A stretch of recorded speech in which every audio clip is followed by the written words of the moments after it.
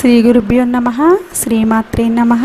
ఒక్కొక్కసారి పరిస్థితులు చాలా కష్టంగా మారుతాయి. ఎదురుగా మంచి మార్గాలు ఉన్నా అవి మనకు కనిపించవు. చాలా చోట్లకి తిరుగుతాము, మనకు సహాయం చేసేవారే కనిపించరు. పరమేశ్వరుణ్ణి ప్రార్థిస్తూ ఉంటాము, నాకు ఏదైనా మంచి దారి చూపించు పరమేశ్వరుడా అని. పరమేశ్వరుడు ఏదో ఒక రూపంలో, ఏదో ఒక వ్యక్తి రూపంలో మీకు సహాయం చేయడానికి వస్తాడు. ఈ పరిహారాన్ని చేయడం వలన డబ్బు కోసం చాలా ఇబ్బంది పడుతున్నా, ఎక్కడెక్కడ తిరిగినా డబ్బు సహాయము, మాట సహాయము చేసేవాళ్ళు లేకపోయినా అటువంటి పరిస్థితులలో ఈ పరిహారాన్ని చేయండి. చాలా అద్భుతమైన ఫలితాలు ఇస్తుంది.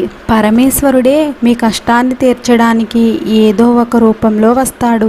ఎంత పెద్ద సమస్య ఉన్నా, ఎంత పెద్ద కష్టం ఉన్నా తొలగిపోతుంది. ఫైనాన్షియల్ గా ఇబ్బందులు ఉన్నా, కోర్టు కేసులు ఉన్నా, ఆరోగ్య సమస్యలు, డబ్బు అవసరాలు తీరకపోయినా ఈ పరిహారాన్ని పాటించండి. ప్రతి నిత్యము సాయంత్రం వేళ నేను చెప్పే మంత్రాన్ని జపించండి.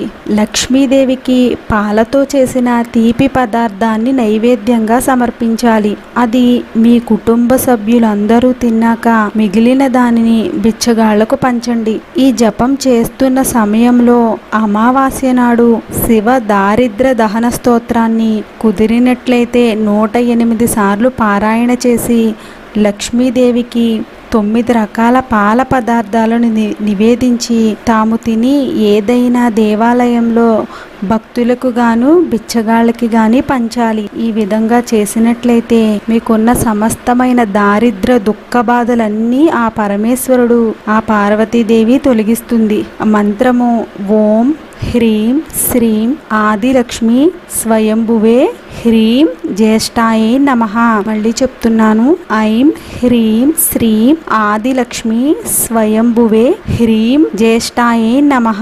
అమావాస్య నాడు 108 సార్లు శివ దారిద్ర దహన స్తోత్రాన్ని పారాయణ చెయ్యలేని వారు కనీసము 11 సార్లైనా పారాయణ చెయ్యండి. ఈ మంత్రాన్ని రోజు జపించండి. మీకున్న సమస్తమైన ఇబ్బందుల నుండి బయటపడతారు. ఈ పరిహారం నచ్చినట్లయితే షేర్ చేయండి, సబ్స్క్రైబ్ చేసుకోండి.